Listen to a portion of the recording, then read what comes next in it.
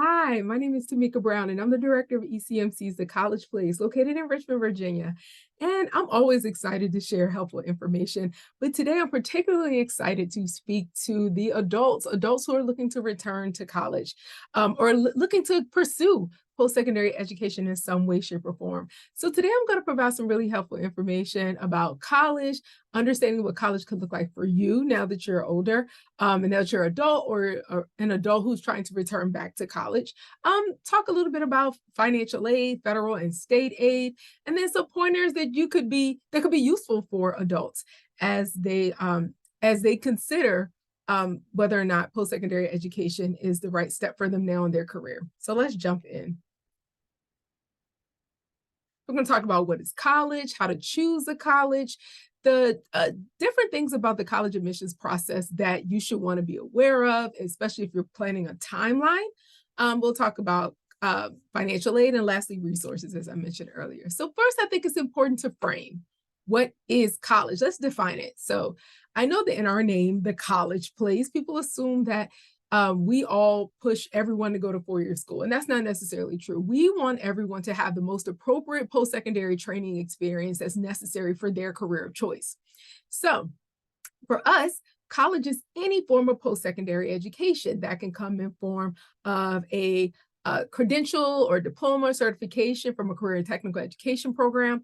It could come from a junior or community college. That's a two-year degree. That could be a specialized 2 years degree that go directly into the world of work, or it could be a two-year program, general education program that prepares a student to transfer to a four-year college setting to get a bachelor's degree. Lastly, college can be a traditional four-year bachelor's degree, or the more advanced degrees that come after that. So master's degrees, PhDs, MDs, all of those options. But it's important to know that college is any form of education beyond education or training beyond high school.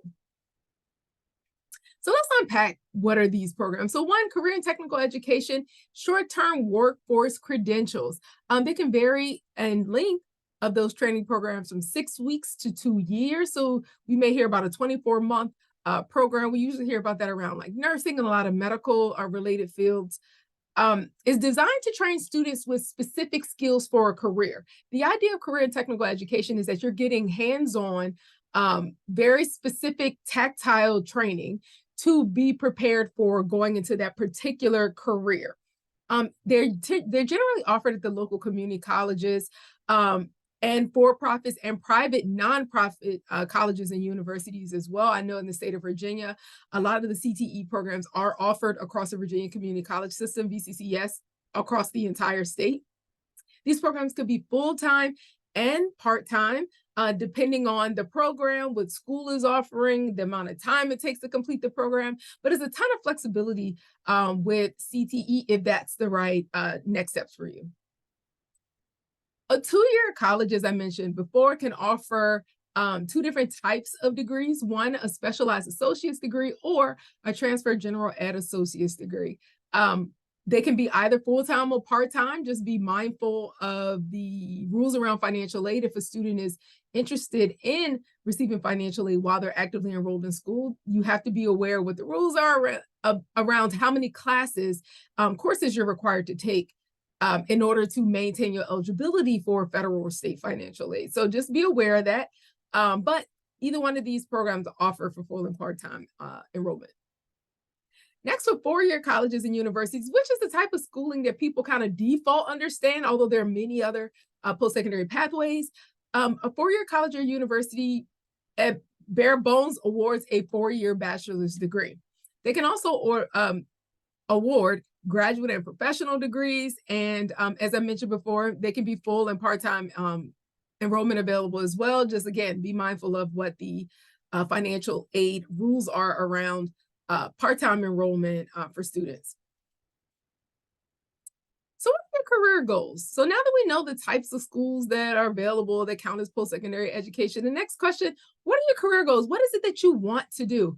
I encourage students of all ages, but particularly adult students who have not necessarily been engaged with a college coach or a career coach a college or career counselor, as some traditional high school students may have access to in their high schools.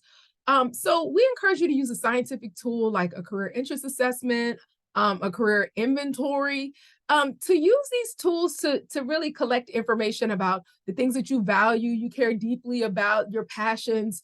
And then what these assessments do is that they give you results that connect you with careers that they believe will be a good fit for you based on your responses to the items listed in the inventory and the assessment. What I love about these, there are a couple that I really lean into that are connected to the Bureau for Labor Statistics. What I love is that not only will they tell you possible careers that could be a good fit for you based on your skills and your talents, they also connect you with BLS data that can tell you the types of education that's necessary to pursue that career, the types of, the amount of salaries that's available from entry to median for students, for those who are interested in that particular career. The types of skills you're going to use on a regular basis. I love BLS because it gives you such useful information if you're trying to be intentional about being informed as you make college decisions. So please use a career assessment to gather information about you and provide you with next steps for exploring careers if you haven't already identified your next step as a career. But even if you have, use a career assessment because it really could be helpful. What I'd hate is for you to kind of jump into a career thinking that it may be a good fit for you or thinking that that may be your next step. And once you actually start taking coursework, or even worse, you get the degree and start working the job, you realize that it's not a good fit for you. So use some tools ahead of time and get some exposure with these careers so that you be sure that these next steps are highly intentional. Develop a plan of action for education and experiences to achieve that actual career. It could be useful to sit down and figure out a timeline. If I want to do X career, what education is necessary? That's one step. And then what type of professional development experiences do I need to have outside of training and education to be ready? So do I need to have internships? Should I be shadowing certain people? Should I be networking with certain people? Who is my professional mentor that can provide me with some direction or support? Am I attending professional conferences? These are all things that are going to be helpful in preparing you for your next step. But the goal is to figure out what it is that you'll need and then plan to actually do those things as you prepare for attaining this career of choice. So big picture things that you should think about when you're choosing a college or program of study. So what is it that you're studying for? What type of career will it provide you access to? And is it going to prepare you for the particular career that you want?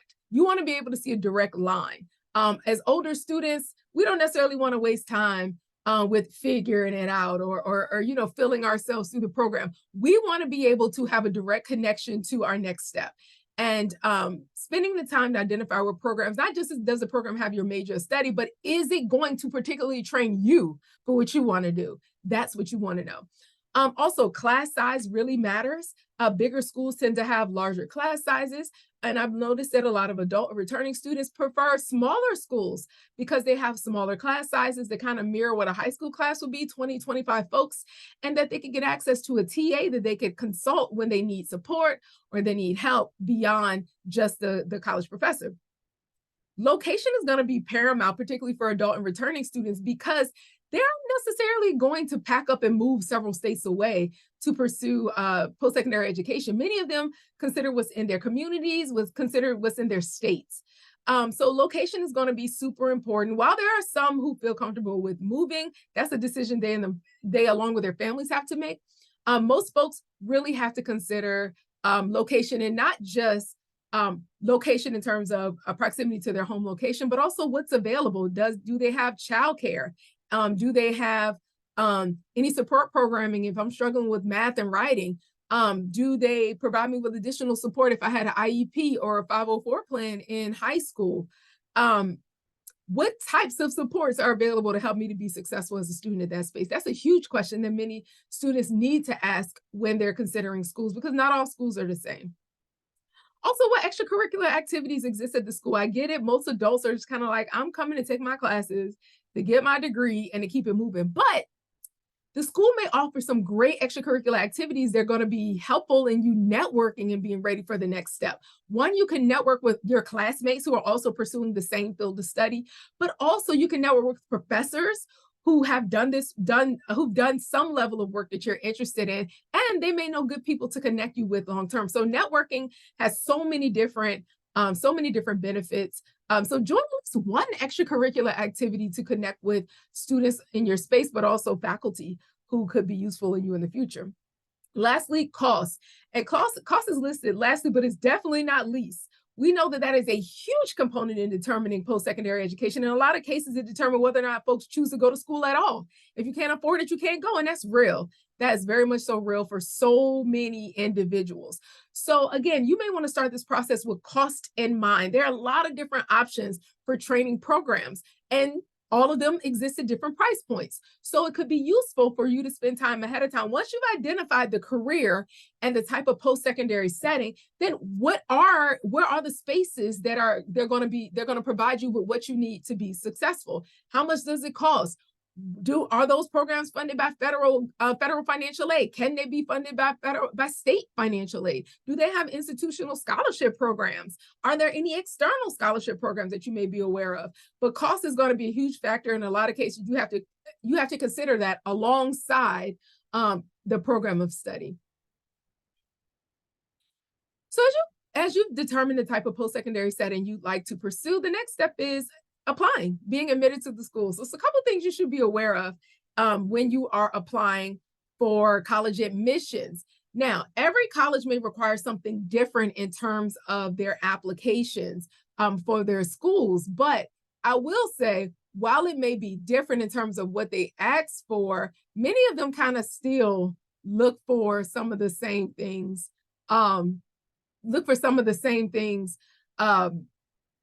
For the basic part of the application. So most college applications require you to complete a basic application.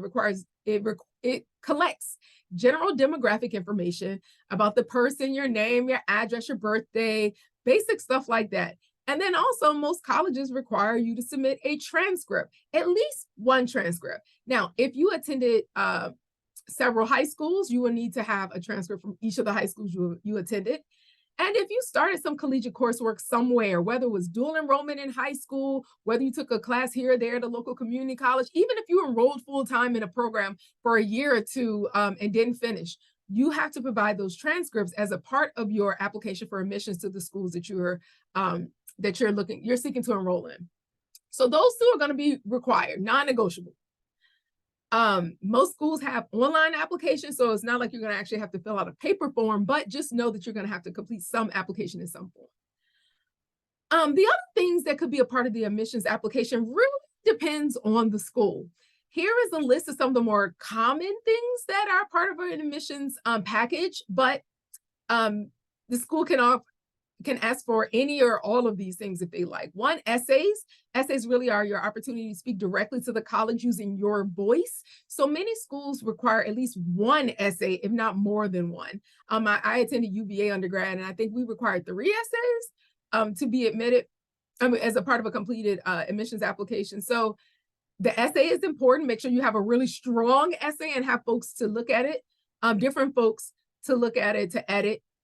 And be sure to sell your story in your essay too. As a non-traditional student, as a returning adult, you have a lot of life experience that you can share in your essay that could convince an admissions counselor to admit you. So definitely use your essay to your advantage. As I mentioned, that's the only way you can talk directly to the student. You'll talk directly to the admissions counsel at the school. So be thoughtful about how you use that particular component of the application.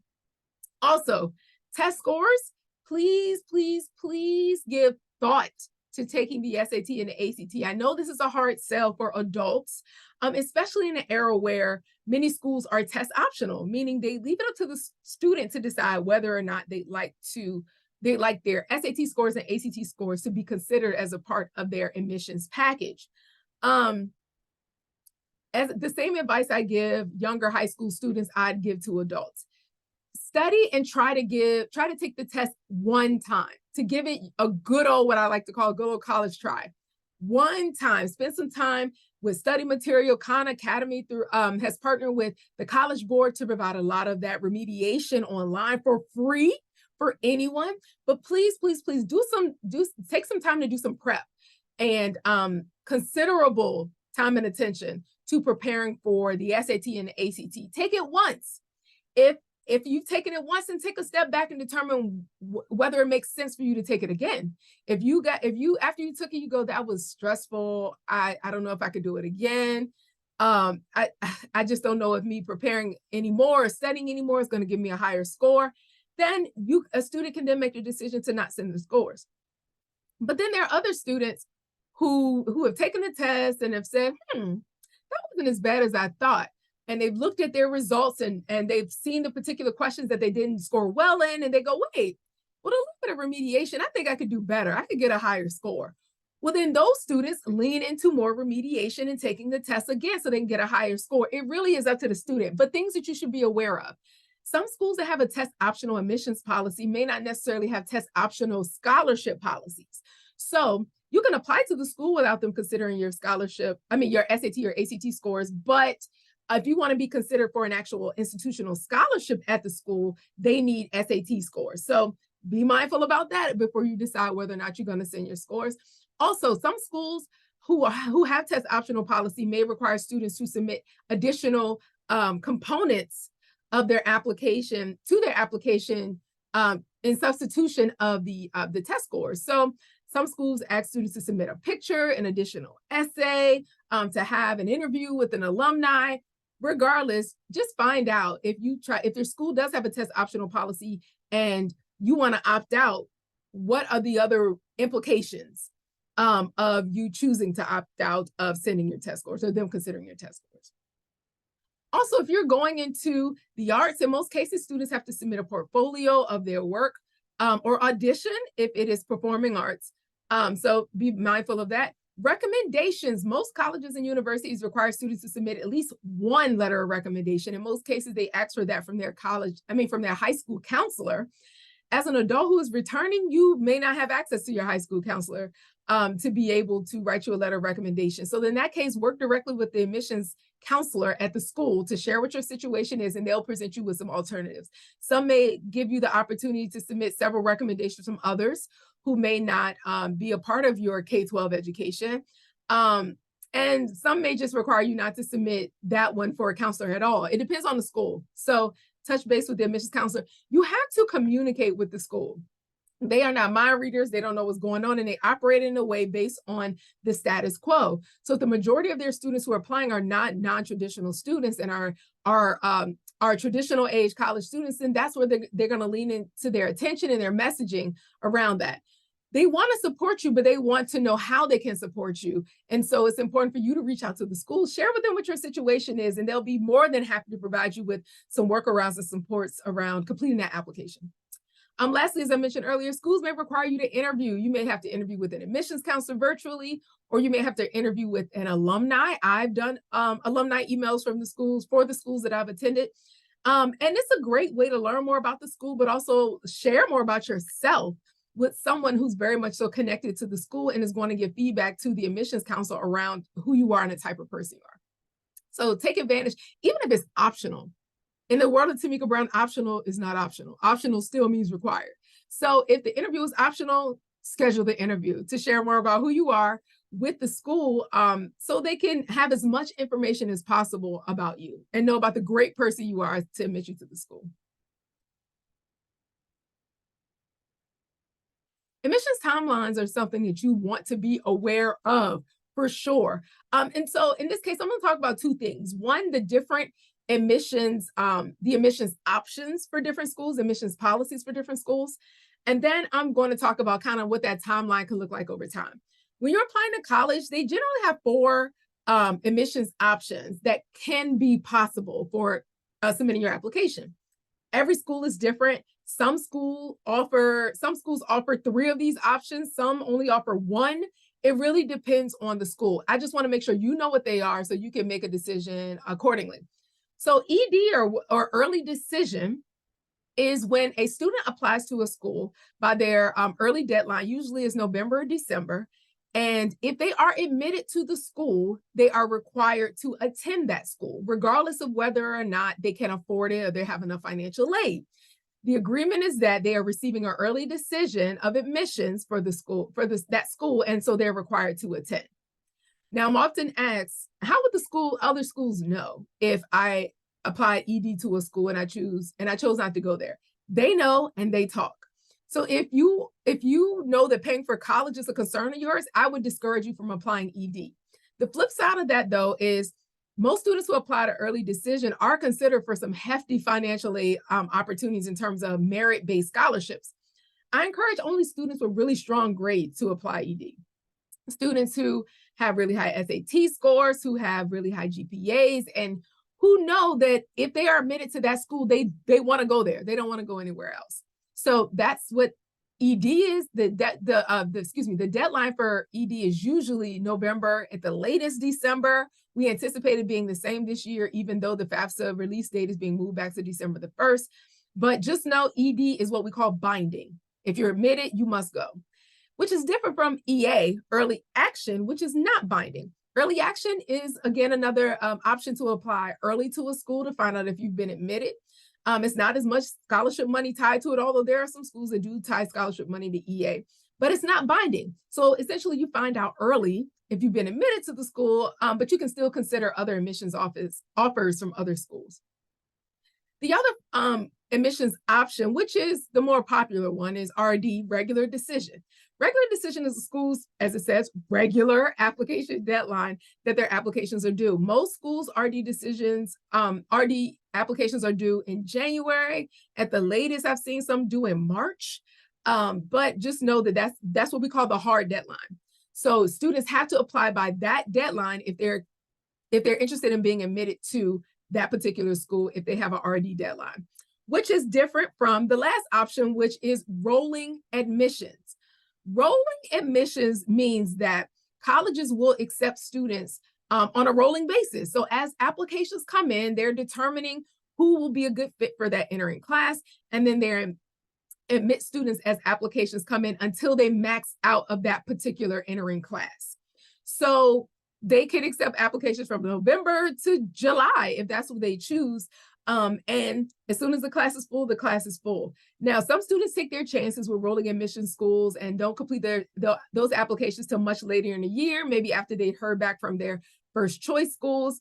But I'd say apply to rolling admission schools the same time you apply to other schools early on, as early as you can during the year, because these students are also being considered for financial aid. And so you don't want to wait to the last minute to apply to a school, and you miss out on a lot of the first come, first serve aid that may be offered through FSEOG, the state of Virginia, or that particular institution.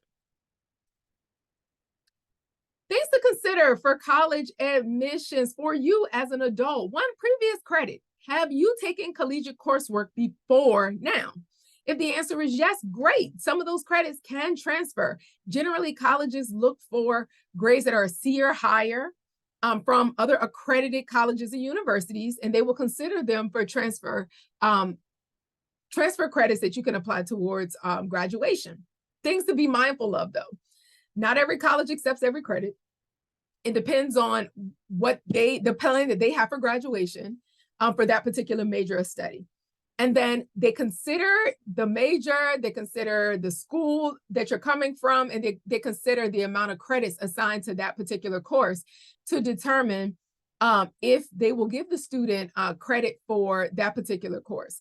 Now, some schools will take all the credits and list them as what we call electives, because as a college student, you have to have a certain amount of electives to graduate from college, as you can imagine. But because some of the classes may not so easily fall into a bucket in terms of the school's area requirements for graduation or their major requirements, they kind of throw it in an elective bucket. So if you know that you've taken a considerable amount of classes and you have a considerable amount of credits that you don't want to throw away, that you don't want to necessarily push into the elective bucket because you're interested in finishing that particular degree, reach out to the department chair of the program that you're applying to with your transcript and say, hey, I'm curious to see how many of these classes will transfer.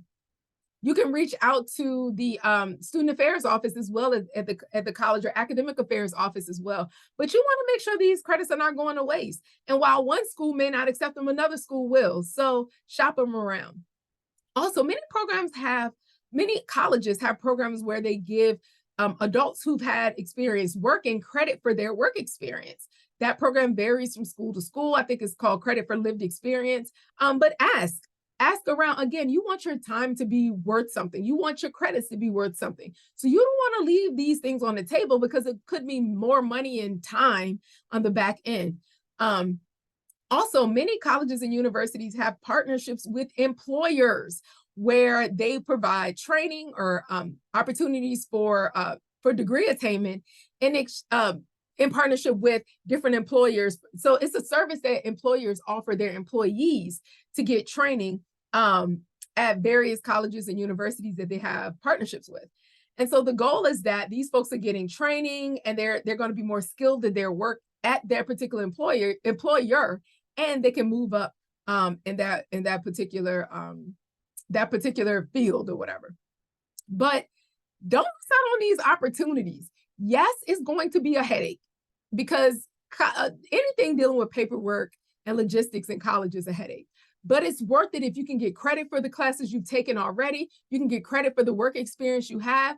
And if your employer actually has a relationship with a college or a university so that you don't necessarily have to pay as much for that coursework. So definitely consider these things for sure. One huge consideration, as I mentioned earlier, is going to be around paying for college.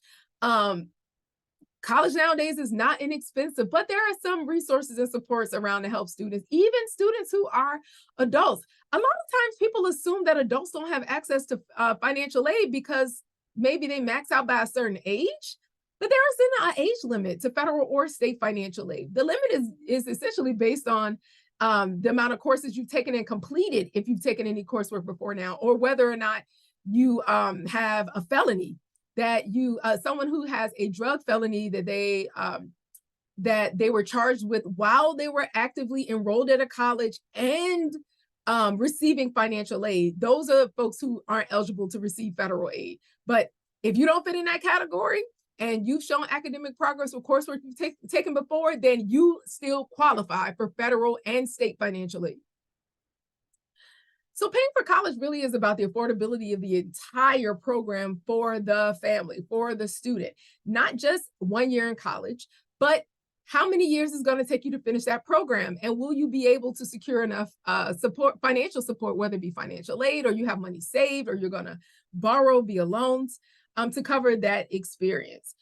So you have to think about that, and not just that degree. If you're considering multiple degrees, you have to think about the entire education program needed for your career of choice.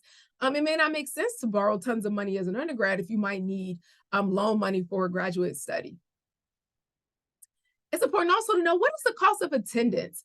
Every college will publish one number, and you'll find if you Google around the different schools you're interested in, they may show you one number called the cost of attendance for a student to attend that school. But a lot of things go into this number, and we encourage you to recalculate the cost of attendance to come up with numbers that will more accurately reflect what your expenses will be actually enrolling in these schools. Tuition and fees is what you pay for going to the school, and you pay that directly to the school. So you're not really going to be able to wiggle out of that. That is a direct cost. Room and board, which is actually being changed to meals and housing this year. If a student lives on campus, it is their dorm and room and lodging, housing, their dorm. And then board and meals, obviously, is their meal plan. Students who live on campus pay that directly to the school. So that is a direct cost. But if a student lives off campus, that is an indirect cost that they manage independently, but that is still considered a cost of attendance expense. Books and supplies, schools may report one number that students need for books and supplies and transportation and personal expenses.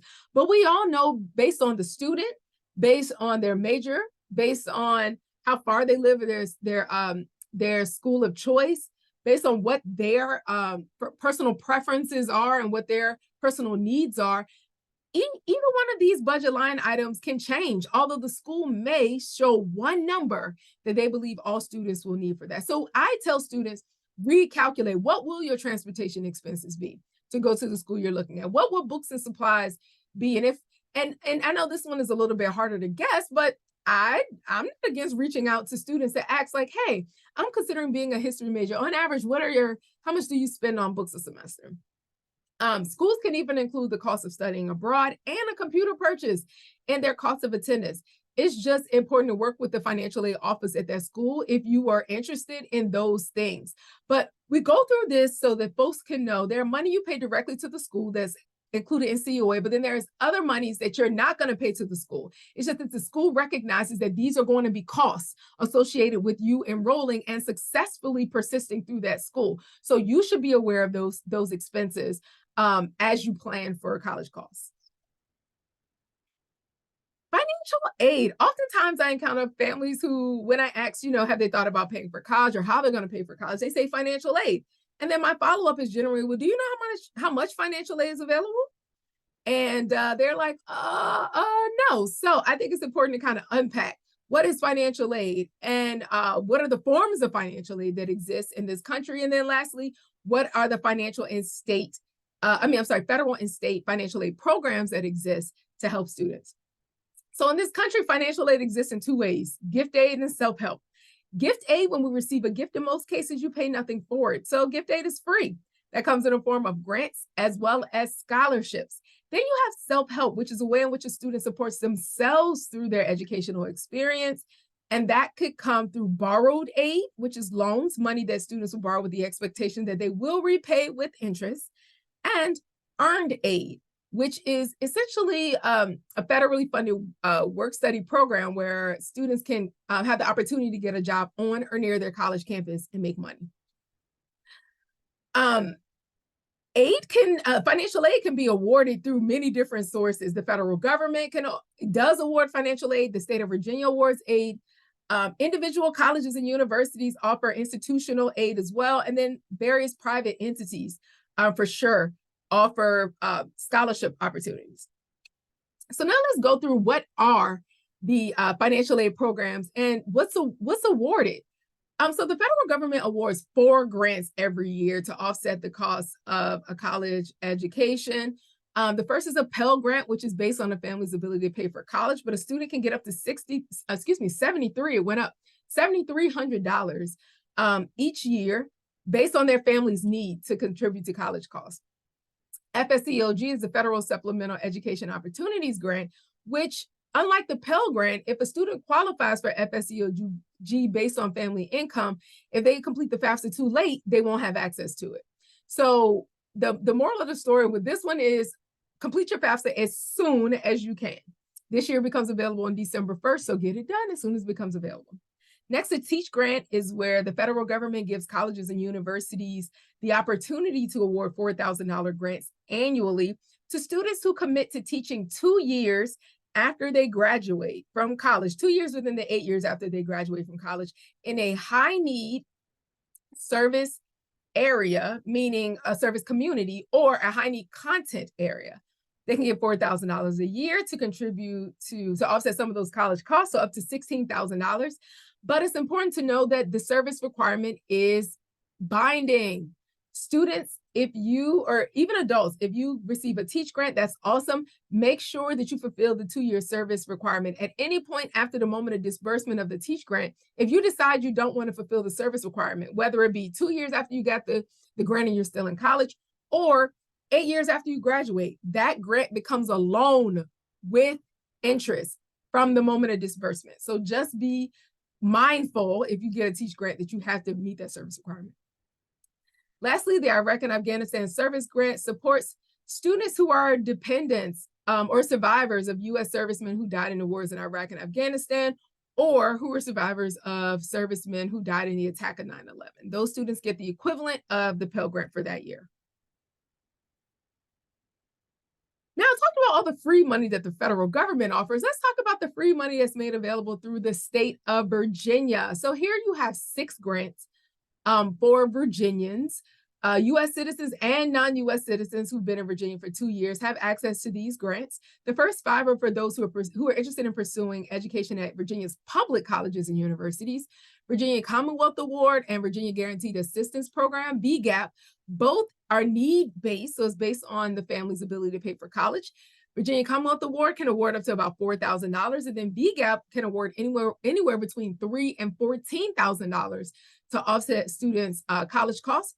VGAP has a GPA requirement of a 2.5 to enroll, and then you get you have to have a 2.0 GPA every semester for that grant to be renewed. Also, the family has to demonstrate need, and that's determined by the information submitted on the FAFSA. The Virginia Military Survivors and Dependents Education Program is a program that provides a full tuition waiver for students who are survivors of U.S. servicemen who were Virginia residents, but they died when they were deployed, or they are dependents of U.S. veterans who are at least 90% disabled as a result of military service. Those students receive a full tuition waiver to attend any public school in the state of Virginia and a living stipend to handle those indirect costs. Also, the 2-year college transfer grant program incentivizes students who've taken 2 years of study at a community college, had a 3.0 GPA when they finished that associate's degree, and the federal government has determined that their family can pay $12,000 or less towards their college expenses. Those students receive a $1,000 scholarship to transfer to a public 4-year school in Virginia, and it's renewable for an additional year. Last of the public funding is the Workforce Credential Grant Program, which is the only grant on this list that does not require FAFSA completion. This grant requires an additional application to be completed through career coaches through Virginia Community College System. But what I love about this program is that it funds those short-term training credentials that are needed in in-demand careers throughout the state of Virginia. So credentials from 6 weeks to 12 weeks that train folks and get them directly into the world of work. Programs like Fast Forward and G3 are around and are funded through the Workforce Credential Program. And so I encourage folks to take advantage of it. A lot of these programs are free short-term training, and you go directly into the world of work. You can't miss out on that. Lastly, the only grant here for students pursuing education at private schools is VTAG, Virginia Tuition Assistance Grant. And VTAG would award any Virginian $4,000 to contribute to their college costs. All you have to do is complete the FAFSA or the VASA to be considered for that aid. Colleges and universities award what's known as institutional funding for students who they would like to consider for aid. It's important to know that colleges determine what that awarding criteria is. So they can award grants and scholarships. It's up to them, but they determine what that criteria is. I just bring it up to acknowledge that they do award aid for sure, but they determine what the criteria is for those aid programs. Also, students have the opportunity to access scholarships. There are so many different types of scholarships who exist, and certainly scholarships for adult students or students who are returning to post-secondary education. They're available on in different spaces. There are scholarships available at high schools, believe it or not, that are open for anyone in the region. So I would tap into the high school scholarships, also scholarships that are available in your community, the particular college or universities you're applying to, and also national scholarships exist. But just be mindful about, take a step back and determine how competitive you feel in that applicant pool. If you barely meet the criteria for applying, chances are it may not be worth your while to complete the several essays that may be necessary for some of the national scholarship programs. If it does make sense for you, by all means, go for it. But take a moment, take a step back, and figure out, is it worth it for you to put in the work? I'd rather encourage folks to apply for those scholarships that you have a greater likelihood of being awarded. And those are the scholarships with the smallest applicant pools, your high schools and your communities. I'm often asked, what are some search engines or search sites that you would recommend for us? Here's a list of search engines that exist online. Many of them do have scholarships for adults and returning students. Again, I just tell you to use some wisdom and caution when you move through these spaces. There are a lot of ill characters out there who create scholarship listings with the intent of collecting information about students and using it in ways that are malicious. So being thoughtful. Don't give any of them your social security number. Don't give any of them any of your banking or credit card information. They will not send a check directly to you, or most of them will not send a check directly to you. So if they ask for information that sounds iffy, it probably is. So reach out to a trusted source. You can reach out to us at The College Place, but please don't share your unique identifying information with someone who may not be operating in your best interest. Another form of financial aid is earned aid. As I mentioned earlier, work study. Work study gives a student an opportunity to get a job on or near their college campus and make money. The FAFSA now will automatically consider all students for work study, and it'll show up on your financial aid statement. It'll say like federal work study, $1,500. That means that a student can work throughout the school year and make up to $1,500 that year to contribute to their cause. So they receive that money in the form of a paycheck, and they could apply it to those indirect costs they may have. They can apply it to a school bill if they choose, but it's a job and they receive the money as a paycheck. Many students who participate in work study have great things to say. They love being able to network with professors, those of them who have work study jobs where they're working closely with faculty at the school. And they like how it allows them to manage their time better. Work study really takes into account the fact that you are a student first, whereas some of the other jobs that a student may get in college may not necessarily consider to be a student first, may not acknowledge or have make concessions for your exam schedule or your study schedule, but work study jobs do. So it could be a great opportunity for a student who has the time and the capacity to work and who's also offered the work study opportunity. Borrow aid is money that students can use towards college expenses with the expectation that they will repay it with interest. So here we see the federal loan programs that are available for students. I want to compare from year to year how the interest rate is changing for a federal loan program so we can all be aware and be abreast of what's happening in terms of loan changes. But for students who are undergrads, they may use, and this is for adult students as well, direct or sub and unsubsidized loans to contribute to their college costs if they qualify based on family need. But with a direct subsidized loan, students can borrow, excuse me, with a direct subsidized loan, students can borrow up to $3,500 to contribute to their college expenses at a 5.5% interest rate. The great thing about the subsidized loan is that the federal government pays the interest while the student is in school, so they won't be paying that 5.5% until they graduate or until they leave that program.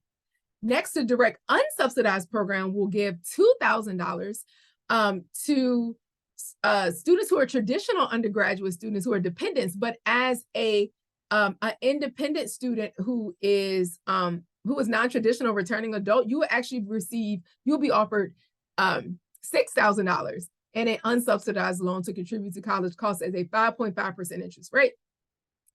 The federal government will not cover this interest while the student is in school, so that's important to know. But it is a lower interest rate than some of the other loan programs we've seen. I'm going to skip over graduate student loans. Those for students who are pursuing master's degrees or education or training beyond the bachelor's degree level. Skipping down is a Parent Plus loan. Parents, you yourself may be interested in taking out a Parent Plus loan for your kid.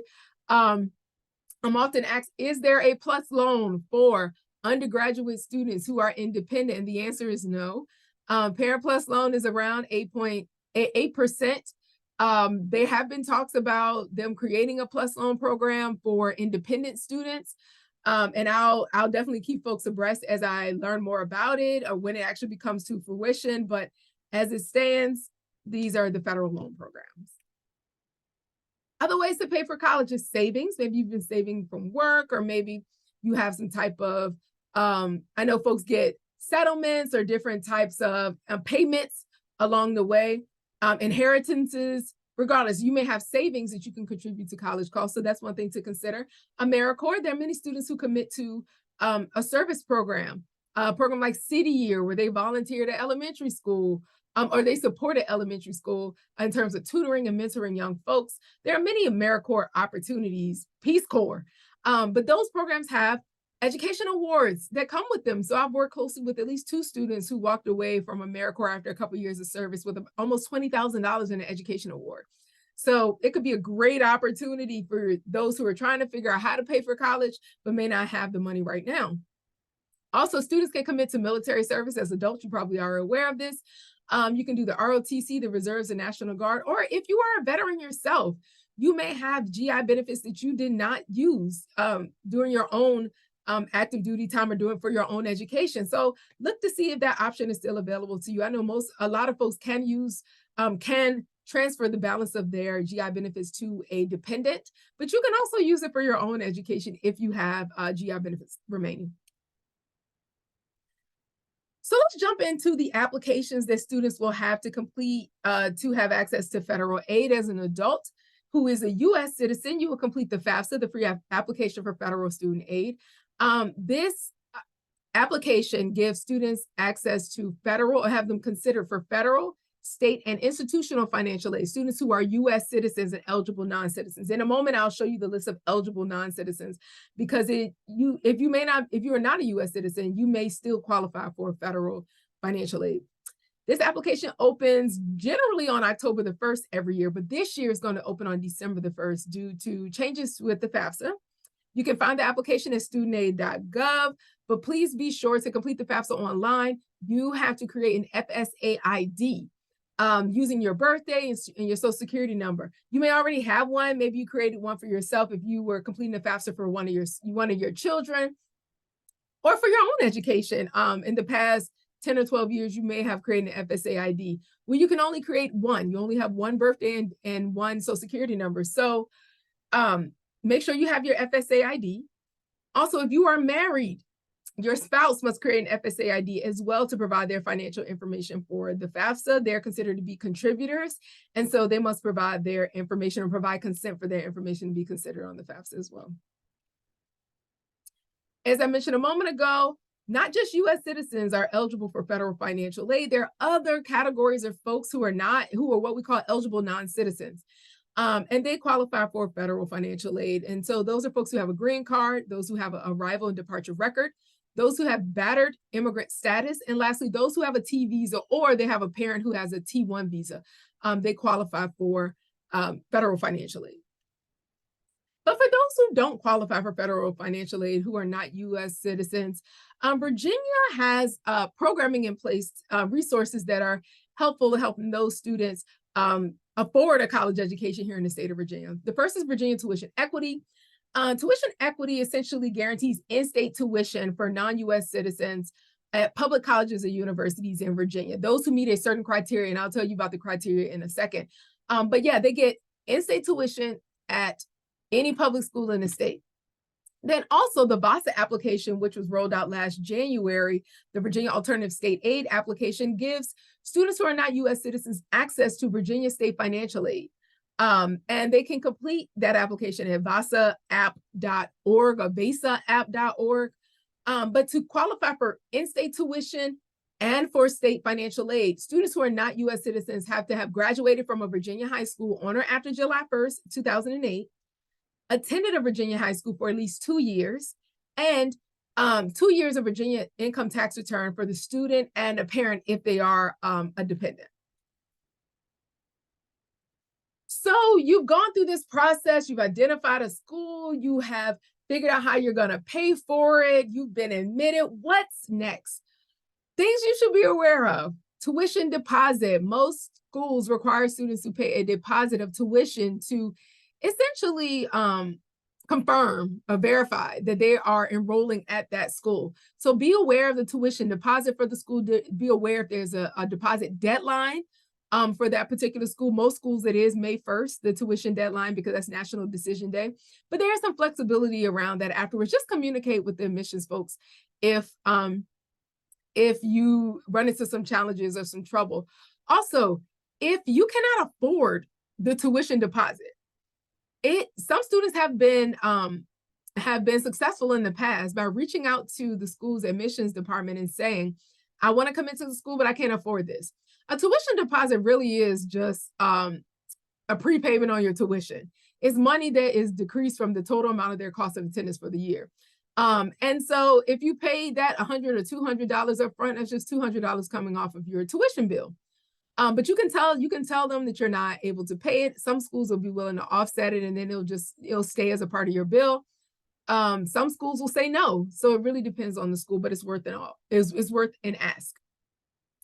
Also, when you get your financial aid offer from the school, which will definitely be before you make that decision on May 1st, Review the financial aid offer letter with a fine-tooth comb. Reach out to me. I'll be more than happy to walk you through it as well. But just make sure you understand what free money is being awarded to you, if work study is being awarded, if any loans are being awarded, and what is the process for those loans. Sometimes they list loans that require students to complete an additional application, and it's based on them having positive credit history. But they don't really disclose that on the financial aid offers. So get some help to unpack it if you need support for sure. Also, students have committed to payment plans for school, 4-month payment plans that begin usually a month before school starts. But they've committed to payment plans with colleges to cover their college bill. That's a great opportunity if you don't have the money up front and you may have access to limited financial aid. So definitely consider payment plans. Also, as a new college student, you will have to take new student orientation, and you have to sit with an advisor to make sure that you're taking courses that make sense and are going to actually be productive on your path towards graduation. So be on the lookout for information about new student orientation. It's really a great opportunity to get to know the campus and engage with that campus space, people who work there, your professors, and even your advisor to give yourself a good fighting chance for persisting through school. Next, many schools require students to show evidence or verify confirmation that they have health insurance as a college student enrolled in that school. So if that is a requirement for your school, health insurance, shot records, some even require physicals. Make sure you meet that requirement so that you can successfully matriculate at the school. Lastly, final transcripts. Now, as adults, you've been out of school for a little bit of time. So you're like, I don't have a final transcript. But if you so happen to have taken some coursework, since you have applied to the school, you have to submit an updated transcript to your college shortly so that they can be aware of the coursework you've taken. This really matters most for high schoolers to make sure that they finish high school. But if you have taken some more coursework since you've submitted an application for admissions, then you have to submit them an updated transcript. Other considerations that adults should take into account if they're considering returning to school. One, intentional goal setting. Students who are a couple years removed from college who are trying to go back don't really have the luxury of time, don't really have the luxury of space to kind of like fill out whether or not this school is a good fit for them, fill out whether or not this major makes sense. So be intentional about goal setting. Be intentional about how you determine what you actually want to do. You can't just determine what school you want to study, what school you want to study in. You can't just determine what your major, you have to determine your career. And backtrack to figure out every step that's going to be necessary for you. That's what I meant by being intentional. Touching base with other people who are in that job of choice of yours, asking them questions. Be sure that every step you take right now is going to be intentional to get you ready for that career of choice. Also, be aware of the demands of a working adult or of a parent. Your schedule may already be taxing and overwhelming because you are a working adult and keeping up with a career right now that you're trying to improve. Or you're a parent who has other responsibilities and a working parent even. So be aware of those demands when you are considering schools, when you are considering your course schedule. As a college student, you are a college student. And while you may be working and while you may be a parent in that college setting, your professors are expecting you to show up. Your professors are expecting you to show up and have read the literature or assigned reading. They're expecting you to submit assignments on time. And while some will, show you some grace, the expectation can't be, I'm a working parent, so I'm going to turn in my assignments late. They'll understand. They should understand. No, you're a student. So you have to be aware of that when you take on this additional, I don't want to say burden, but now this additional responsibility of having to be a college student. Be aware what supports your employer may offer you. I mentioned earlier about hiring partnerships with employers, but your employer may also offer tuition reimbursement, tuition reimbursement and tuition remission for you if you're pursuing post-secondary education. Some would even offer it to your dependents. So if you have children who are going to college, your employer may offer you tuition reimbursement, but check with your HR folks to find out what qualifies for tuition reimbursement. Some require you to keep a certain GPA. Some require you to take coursework that you can directly use for that particular job, but just touch base with them. Many employers do offer these programs, and it means less money you'd have to pay for those college courses. Also, when you're spending time researching schools and programs, there are a lot of different opportunities and options that may come up. Virtual schools, in-person schools, for-profit schools, nonprofit schools. Take the time to figure out what's going to work best for you. I know a lot of folks, and a huge percentage of returning adults like to do virtual school because, the schedule's a bit more flexible. But the challenge with virtual education is that a lot of students are not really getting they're not really mastering content in the same way that they felt like they could in a class setting. They also aren't held to the same structure, schedule, or timeline. So in a lot of cases, if they're busy working or they're busy as a parent, the demands of a college student kind of fall by the wayside. It becomes less of a priority. So make sure that you're giving yourself the best chances for success when you commit to a post-secondary program for your career attainment. In-person may be inconvenient in terms of you having to schedule around it, but you know that you have to report to that classroom at that time on that date to get the information. Some students may consider a lot of for-profit institutions because they say it's easily accessible. They have a lot of locations throughout the country. And if it makes sense for you, by all means, I encourage students to pursue the path that makes sense for them. But nonprofit universities tend to be a lot less expensive than for-profit spaces. So that's something that you have to take into consideration. And if it's helpful, reach out to us at the College Place, reach out to a trusted source, but just make sure you have a sounding wall when you're making this decision. There may be things you don't know anything about this post-secondary space or that particular institution or that particular type of institution that someone with my expertise could help you with. So be sure to reach out to someone if you have questions, but please ask questions and don't make decisions ill-informed or out of ignorance. Lastly, a couple of resources that we have that could be helpful for you. One, we have our opportunities book, which is a resource we create every year.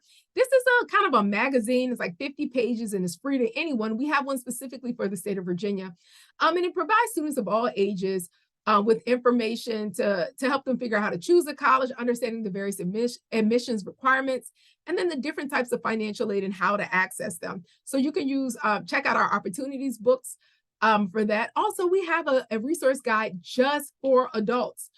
College for Adults and Returning Students offer a lot of insight and support for adults who are trying to go back to school or trying to go to school, those who haven't gone at all. But please check out that resource. It could be really helpful for you, and it has links to some other national resources that could be helpful for you on the back side of that resource guide as well. You can download both of them as well as see the library of all of our virtual resource guides at the link you see there. Lastly, this is our contact information. I really, really, really hope this information was insightful for you, gave you some marching orders, gave you insight, at least piqued your interest into learning more about post-secondary education as an adult.